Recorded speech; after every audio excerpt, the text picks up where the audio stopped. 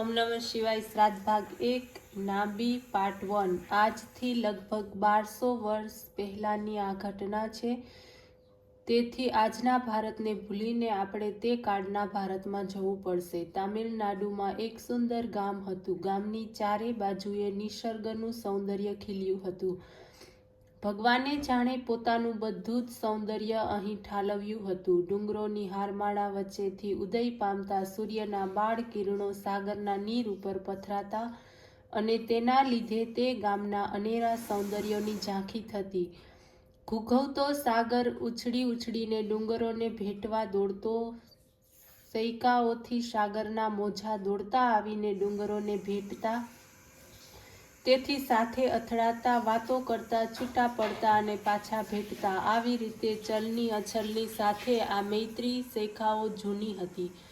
આ ગામડું લીલીછમ વાડીઓથી ઘેરાયેલું હતું। ગામની આસપાસ નાળિયેર અને સોપારીના બગીચાઓ હતા। ઘરની આગળના ભાગમાં લીપણ કરેલું સ્વચ્છ આંગણ અને પાછળના ભાગમાં વાડી। આ રીતે આ નાનકડા ગામની રચના હતી। ગામના લોકો સુખી હતા। ગામડાના લોકો ઘર આંગણામાં ઝાડોને પ્રેમથી પાણી પાતા, તેના ઉપર સદોહર જેવો સ્નેહ રાખતા, ઝાડોની સાથે આત્મીયતા કેળવતા અને વાતો પણ કરતા। કેટલાક ઉચ્ચ જીવો ઝાડો પાસેથી સ્થૈર્યના પાઠ શીખવતા, ડુંગરો પાસેથી ભવ્યતા મેળવતા અને ઘૂઘવતા સાગર પાસેથી જીવનનું ગારમીય લેતા। નિસર્ગ પણ લોકોને પ્રેમ ઓળખી તેમનું પોષણ કરતો। આ ગામના એક બ્રાહ્મણ રહેતો હતો। તે સુખી હતો। સવારના પ્રહરે વહેલા ઉઠીને શાંતિથી પ્રભુનું નામ સ્મરણ કરવું, સંધ્યા પાઠ પૂજા કરવી, વૃક્ષોને પાણી પાવું, સ્વાધ્યાય કરવો અને કરાવવો આ તેના જીવનનો નિત્ય કર્મ હતો। બ્રાહ્મણ પવિત્ર અને સુશીલ હતો। પ્રભુ કૃપાએ તેને પત્ની પણ તેવી જ સુશીલ અને પવિત્ર હતી। તેથી બધી જ રીતે બ્રાહ્મણને અનુકૂળ હતી। અનુકૂલા વિમલાંગી કુજલા કુશલા સુશીલમ સંપન્નમ પંચકારા માર્યા પુરુષ પુણ્યો દયા લભેત। એની પત્ની મેળવી એ પણ મહાભાગ્ય છે। બનેલો સંસાર સુખી હતો। મોટી ઉંમરે તેમને પુત્ર પ્રાપ્તિ થઈ। તેનું નામ નાભી પાડ્યું। નાભી નાનપણથી જ આકર્ષક અને ચાલાક હતો। તે સૂઈ જાય ત્યારે તેના મા બાપ તેની સામે અનિમેષ નયને જોઈ તેનું સૌંદર્ય પીતા હતા। નાભી તેમને સ્વચ્છ લાગતો અને સર્વસ્વ લાગતો। બ્રાહ્મણ પત્ની નાભીને લઈને હિંચકા પર બેસતી અને તેને શ્લોક મોઢે કરાવતી। બાળપણમાં હિંચકા પર બેસી બાએ આપેલું જ્ઞાન આજનો PhD થયેલો માણસ પણ મેળવી શકતો નથી। તે ઉંમરે બાળકને બા ઉપર પૂર્ણ શ્રદ્ધા હોય છે। આ દિલથી કહેતી હોય અને બાળક હૃદયથી સાંભળતું હોય। બા કહે, ચકલી બોલે, કાગડાભાઈ આવો, અને બાળક તે સાચું જ માને। બ્રાહ્મણ પત્ની નાભીને વાર્તાઓ કહી સંભળાવતી અને સાથે સાથે શ્લોકો પણ મોઢે કરાવતી। નાનપણમાં શ્લોકો કંઠસ્થ કરવાથી બુદ્ધિની ગ્રહણ શક્તિ વધે છે અને નાનપણમાં મોઢે કરેલા શ્લોકો જિંદગીભર ભૂલાતા નથી। સવારના પ્રહરે પિતા અને પ્રેમથી વૃક્ષને પાણી પાતા નાભી પણ તેમની સાથે ફરતો। પિતા કહે, બેટા, ઝાડ ઉપર પ્રેમ કરવો જોઈએ, કારણ કે તેમાં પણ ભગવાન છે। ઝાડ તો આપણા ભાઈ છે, તેને પાણી પાયા વગર આપણાથી જમાય નહીં। નાભી આ બધું હૃદયમાં ઉતારતો। રોજ સાંજના આ તુલસી પાસે ઘીનો દીવો કરતો અને પછી સ્તોત્રો બોલતી। નાનકડો નાભી સાથે સાથે કાલી ઘેલી ભાષામાં સ્તોત્રો બોલતો। જૂના કાળમાં સાંજના સમયે એક તરફ સીમમાંથી આવેલી ગાયોને ઘાસ અપાતું, ગાયો દોહવાતી અને બીજી તરફ નાના બાળકો તુલસી ક્યારા પાસે બેસીને શ્લોકો બોલતા। સંધ્યા સમયે લક્ષ્મી બધાને ઘેર આંટા મારે ત્યારે આવું વાતાવરણ જોઈને પ્રસન્ન થાય। નાભી બહુ પ્રેમાળ હતો। તે લાડ કરતા કરતા બાને કહેતો, બા, હું તારું બધું કામ કરી આપીશ હો। આમને આમ 5 વર્ષ વીતી ગયા। 5મે વર્ષે જ તેની બુદ્ધિ ડોકિયું કરવા લાગી। જૂના કાળમાં બુદ્ધિમાન બાળકોને જલ્દી જનોઈ આપવામાં આવતી।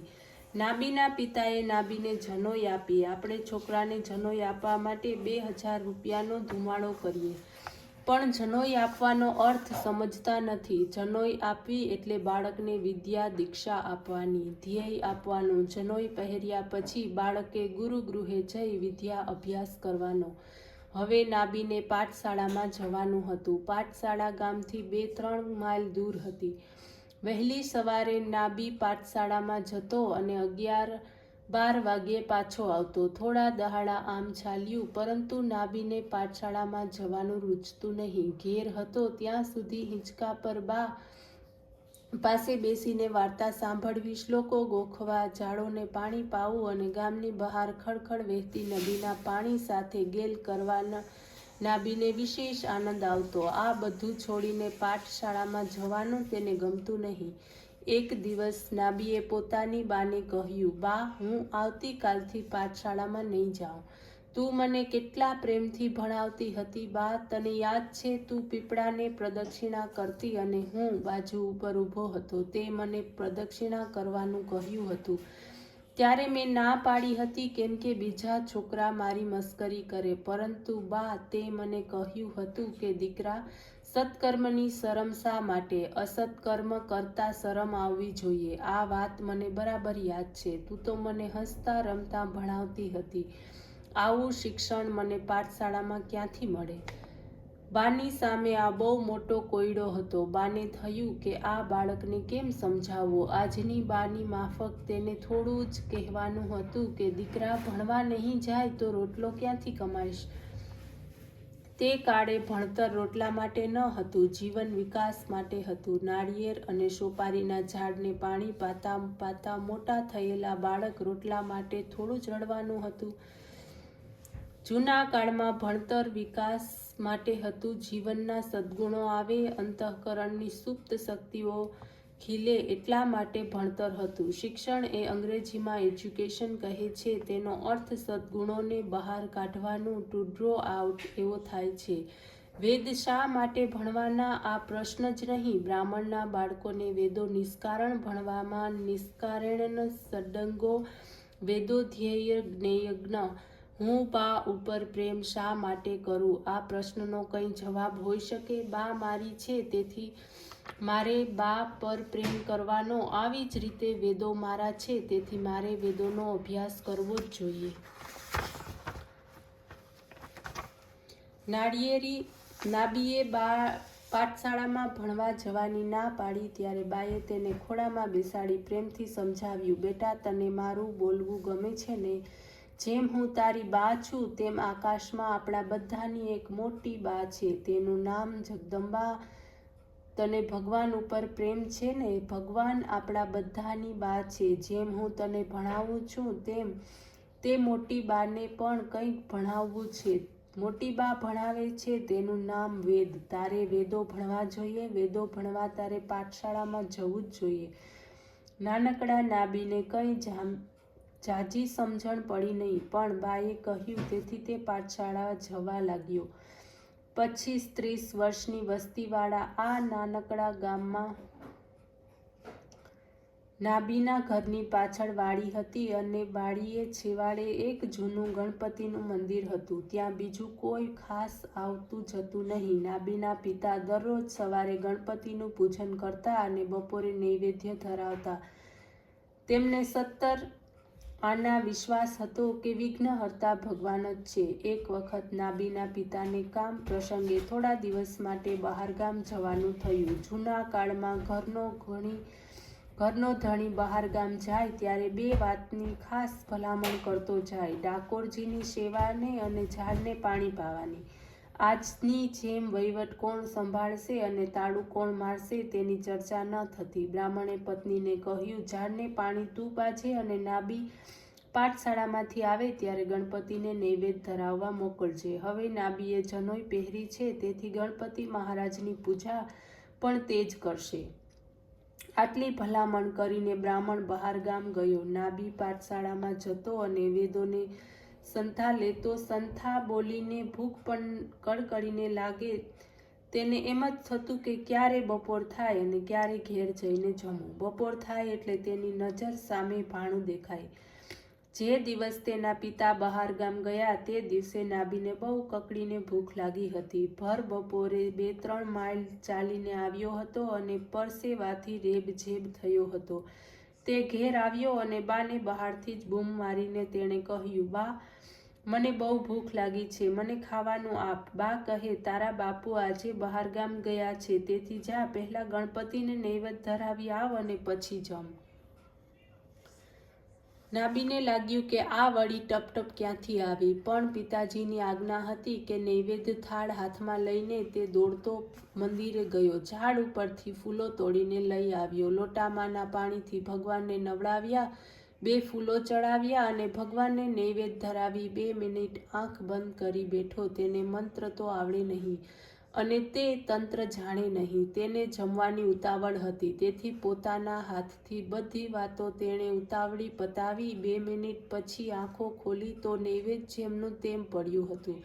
આ તો તેના હાથની વાત ન હતી. તે અધીરો થઈ ગયો. તેને એમ જ લાગતું કે ક્યારે ભગવાન જમી લે અને ક્યારે પોતે દોડતો જમવા જાય, પણ પથ્થરના ગણપતિને ખાધું નહીં. નાભીએ કર ગરીને કહ્યું, ભગવાન, તમે જલ્દી જમી લો ને, મને બહુ ભૂખ લાગી છે. પણ ભગવાન તો હાલ્યા જ નહીં. હજી નૈવેદ્ય થાળ ભરેલો છે. તેને ખૂબ ભૂખ લાગી હતી, તેથી તે રડી પડ્યો. તેણે ભગવાનને કહ્યું, ભગવાન, તમે જમી લો ને, હું બાળક છું, તેથી તમે મારા હાથનું જમતા નથી.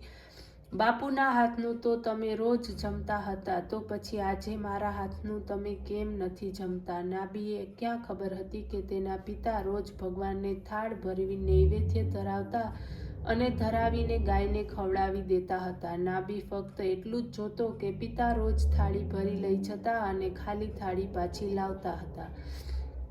તેથી નાભીને એમ જ લાગતું કે ભગવાન નૈવેદ્ય ખાઈ જતા હશે. નાભીએ ભગવાનને કહ્યું, ભગવાન, તું દયાળુ છે એમ મારી બા કહે છે. હું આટલો ભૂખ્યો છું તો તને મારી દયા નથી આવતી? તો પછી તું જમતો કેમ નથી?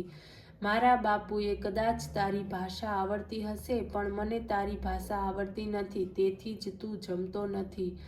ન મંત્ર નો યંત્ર તદપી છ ન જાનીશ સ્તુતિ મહો. આમ કહી નાભી રડતો રડતો કરગરે છે, પણ પથ્થરનો ભગવાન પીગળતો નથી. નાભીએ ફરી કહ્યું, ભગવાન, તું સૂંઢ હલાવી જમે નહીં ત્યાં સુધી મારાથી ઘેર કેમ જવાય? બા મને શું કહેશે તે તને ખબર છે? બા કહેશે કે નાભી, તું ભગવાનને ગમતો નથી, તેથી જ ભગવાન તારે હાથે જમ્યા નહીં. ગામના છોકરાઓ મારી મસ્કરી કરશે અને કહેશે કે નાભી ભગવાનને તારી સાથે કીટા કર્યા. ભગવાન, હું કોઈ દિવસ ખોટું બોલતો નથી અને ચોરી કરતો નથી. દરરોજ સવારના તને પગે લાગુ છું અને મારા મા બાપને પણ પગે લાગુ છું. ઓમ નમઃ શિવાય.